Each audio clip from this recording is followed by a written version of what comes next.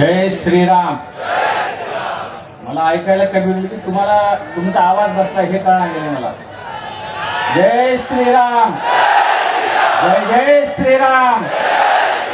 आज या राम जन्मभूमी महोत्सवाच्या अनुषंगाने या ठिकाणी विशाल धर्मसभेचं आयोजन आज आपल्या सगळ्यांचं अतिशय श्रेष्ठ स्थान असलेले हिंदू हृदय सम्राट श्री राजा भैयाजी यांचं सुद्धा या ठिकाणी आगमन झालेलं आहे.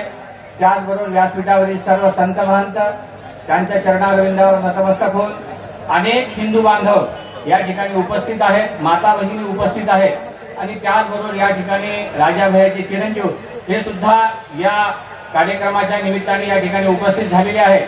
आणि ज्या लोकांनी जवळपास 3 महिन्यापासून अविरतपणाने हा कार्यक्रमाचं नियोजन करत आहे त्या सगळ्या सेवा समितीच्या सदस्यांसाठी एकदा टाळ्या वाजवून कडकडीत आपण सगळ्यांचं स्वागत करावं. मी 3 महिने म्हणलं, 3 दिवस म्हणलेलं नाही. टाळ्या वाजून कशा टाळ्या वाजल्या पाहिजे. आणि आपल्या हिंदू धर्मामध्ये ही एक कमतरता आहे की आपण आपल्या लोकांचं स्वागत करण्यासाठी तत्परता दाखवत नाही किंवा तेवढा उत्साह सुद्धा आपल्या मनामध्ये राहत नाही. यामुळे आपल्या लोकांना कुठेतरी धर्माचं कार्य करण्यासाठी कुठेतरी अडचण येत असते आणि आपल्या लोकांचं मनोगत कुठेतरी क्षीण होण्यासाठी आपण सुद्धा तेवढेच प्रवृत्त आहोत. आता महाराजांनी सांगितले की बाबा हिंदू धर्मानं काय केलं पाहिजे, सगळ्यात आधी कपाळाला गंध लावलं पाहिजे. हिंदू कोणाला म्हणावं हा सुद्धा आपल्याकडे पाहिल्यानंतर एक संभ्रम निर्माण झाल्याशिवाय राहत नाही. कारण आपल्या सगळ्यांना वाटतं की लोकांच्या घरामध्ये हिंदू व्हावा, पण आपल्या घरामध्ये हिंदू व्हावा असं वाटत नाही. कारण लोकांच्या घरामध्ये ती राजासारखा जन्म घ्यावा आणि हिंदूंसाठी लढावं, पण आपल्यामध्ये कोणीतरी असं म्हणत की मी सुद्धा ती राजा होऊन हिंदूंसाठी लढण्यासाठी प्रवृत्त होईल. कारण आज युवा शक्ती जोपर्यंत जागृत होणार नाही, राष्ट्र जगायचं असेल, राष्ट्राला निर्मिती करायची असेल तर युवा शक्ती पाहिजे. गावाला सुधारायचं असेल तर युवा शक्ती पाहिजे.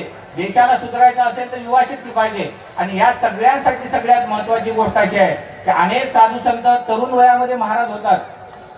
ते महाराज काही सुखासुखी होत नाहीत. कुठे ना कुठे त्यांचा सुद्धा समाजासाठी तेवढाच त्याग आहे आणि त्याग असल्याशिवाय महाराजांना महाराज पण टिकवणं शक्य नाही. आणि अहोरात्र या ठिकाणी सगळे महाराज लोक आज आलेले सगळे महाराज लोक 4-4, 5-5 कार्यक्रम करून या ठिकाणी आलेले आहेत. आपल्या सगळ्यांचं महत्भाग्य आहे की आपल्यासाठी काहीतरी ऐकण्याची आपली सगळ्यांची मानसिकता एवढ्या शांतपणानं आपण आहोत. आणि माझं असं मत बनते की हिंदूंमध्ये सगळ्यात 2-3 गोष्टी आवश्यक आहेत. आपण आपल्या धर्मावर, आपण आपल्या देशावर आणि आपण आपल्या संस्कृतीवर आणि आपण आपल्या भाषेवर जोपर्यंत प्रेम करायला सुरुवात करणार नाही तोपर्यंत आपल्यामध्ये कुठल्याही प्रकारची हिंदूंची जनजागृती होणं अवघड आहे असं माझं मत आहे. आणि सगळ्यात महत्वाची एक गोष्ट आहे की हिंदू म्हणजे नेमकं काय आहे. हिंदू म्हणजे नेमकं काय आहे तर आपण सगळेजण एक सोन्याचं भांडं आहोत. या हिंदू संस्कृतीमध्ये जेवढे काही संप्रदाय आहेत, मत आहेत, परंपरा आहेत, पंथ आहेत, हे सगळे एक सोन्याचे भांडं आहे. पण ह्या सोन्याचं भांडं कोणी गळ्यामध्ये घालू शकत नाही. पण ते घालण्यासाठी काय पाहिजे तर ते दागिना करणं आवश्यक आहे. आणि ते दागिना कधी होऊ शकतो तर जोपर्यंत सगळे संप्रदाय, मत, परंपरा सगळे एकत्र येऊन जोपर्यंत आपल्या अंगावर जोपर्यंत त्यांचा अंगीकार करून आपण एका भगव्या ध्वजाच्या खाली येऊ शकत नाही तोपर्यंत आपण कुठल्याही प्रकारचं कार्य करू शकत नाही. आपल्याकडे एक प्रकार आहे की आपण दुसऱ्याच्या धर्माबद्दल बोलण्याचा प्रयत्न करत असतो. पण सगळ्यात महत्वाची एक गोष्ट अशी आहे, माझं मत म्हणतंय की आपण सगळं विसरून एका भगव्या ध्वजाखाली येणं अत्यंत आवश्यक आहे.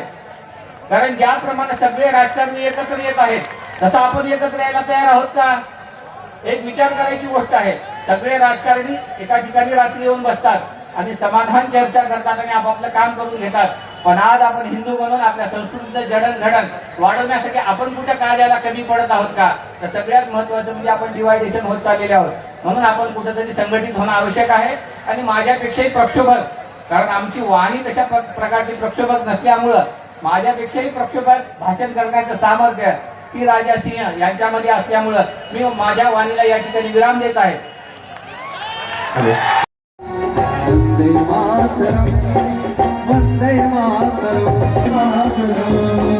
राष्ट्र की जय चेतना का गान. वंदे मातरम, वंदे मातरम, झनके नाद. वंदे मातरम, बंसी का संघोष. वंदे मातरम. मातरम वंदे मातरम